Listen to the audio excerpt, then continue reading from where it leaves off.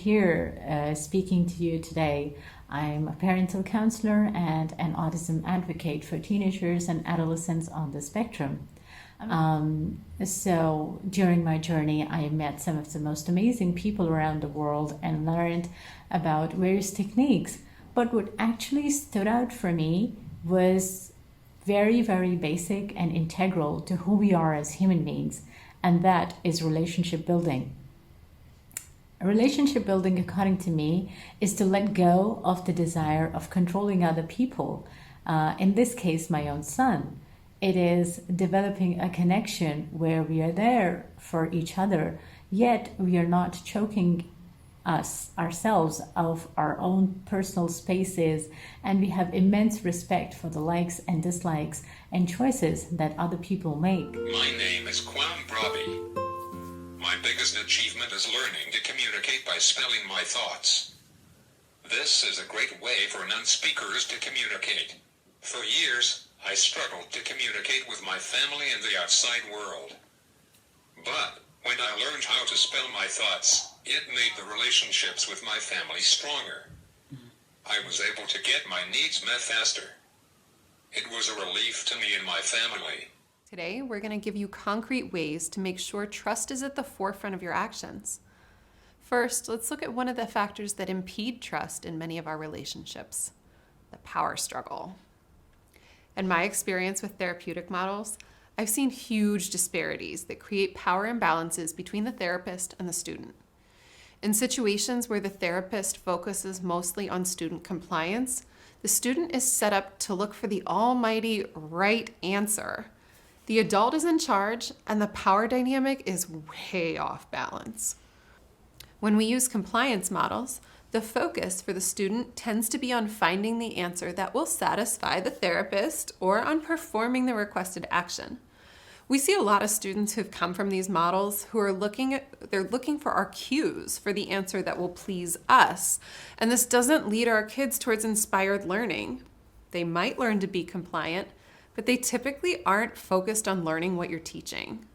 When you look at the other end of the therapeutic spectrum, the child-led approach, the seesaw flips. The power dynamic is still off balance, just in the other direction. This leads towards students who are used to getting their way. And when we leave learning up to our students, we will end up with an unbelievable number of hours on YouTube, and their world will probably stay limited to their current interests. In a real-world school setting, students don't get to choose the curriculum. We need to balance. Creating a healthy balance based on mutual respect will help everything you learn here flow much easier when you put it into practice. So, what is a balanced partnership? Think of collaboration and cooperation. Your unique role involves not just educating, but listening to your students' needs and desires. A healthy relationship involves honoring both your needs and wants and your students. It is about empowering them. You are a partner assisting them in becoming their best. You're a team. You've got your students back, and when they know this, you are an unstoppable, dynamic duo. But let's also be real. When you're in a setting where you have goals to complete, a time crunch, or other responsibilities and distractions, it is easy to feel like you have to be in that authoritative role. I know that creating this type of balanced relationship can feel really challenging and backward in an educational setting. We're used to educators being the one in charge, managing all the responsibilities, and being a leader. We don't really feel like we have permission to connect with our kids when we're in that role.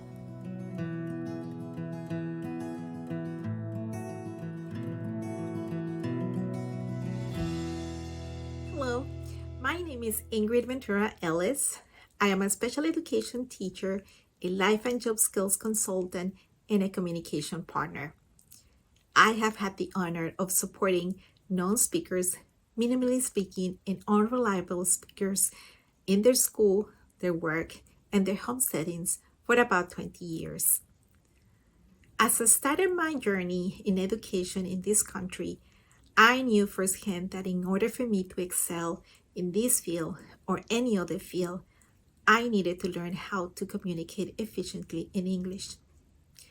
This process sparkled feelings of anxiety and doubt, and questions such as, would I effectively deliver my message? What would people think of me as I spoke my words? Would they understand my accent? Would people be patient and kind as I tried to deliver my words? Why does it take me so long to write in English? These are all things that went through my head then, and they still go on now, but not as often or intensively as before. Somehow I got inspired to keep my expectations high and embrace thinking and acting outside my comfort zone. My confidence grew. This humble experience might have helped me in a small way understand some of the feelings that perhaps some spellers and typers experience when they communicate. Is Lisa Balado. I am a full-time college student. I use a board to spell and communicate with the support of a communication partner. Even though I can read and speak words, they are generated mostly out of impulses and compulsion. I cannot control my speech to say what I think or feel. Confidence is essential in a communication partner. It will grow with practice. It is a partnership. I want to start by thinking of an adult who recently had a debilitating stroke. Let's say they lost the ability to use a fork. If you asked them to use a fork and they seemingly ignored you, you probably wouldn't call them difficult. You probably wouldn't assume they're being defiant. Yet many of our students who have apraxia, that inability to perform purposeful actions, they're accused of being difficult, defiant, or lacking in understanding. Imagine trying your best and your body persistently responds inaccurately, and then you get told over and over and over that you are wrong. Well-meaning people explain your incorrect actions to others by saying that you don't understand what's being asked of you. What effect does this have on your confidence? Do you feel inspired by these statements, or do you feel embarrassed? I would feel pretty mortified by the whole experience. Confidence and mindset play a huge role in our journeys. We're going to talk about the role confidence plays in being an effective communication partner. This is an important topic for us, just as much as it is for our students. So first, let's start with our own mindset about communication. When we are in the day-to-day grind of life, it is easy to get stressed out about everything on our to-do list. The goals we have with our students may feel like a big task, especially communication goals. Many approaches train us to work on changing a behavior or to focus on teaching proper social skills. While these approaches of life are important, we also want to recognize that communication is not just another task within another therapy. And communication isn't just a goal to be worked on in speech therapy sessions. Communication is so important to be worked on throughout all aspects of a student's day. Communication is giving a student agency, which is the ability for them to make their own choices. Think about a student who isn't able to make decisions in their day-to-day life.